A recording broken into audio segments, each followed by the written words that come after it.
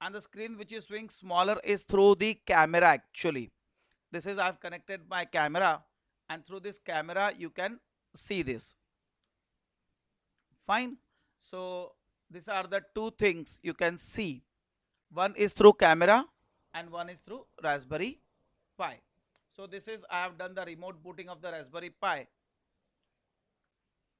So I'm controlling from my desktop. So Aparna, those who were needing how to control, uh,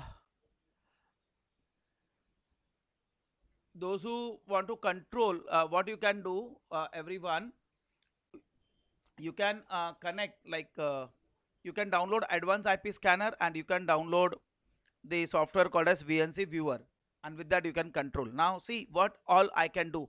Today's session I'll try to cover up LED interfacing, how far I can do it. Fine. So let's see what I can do.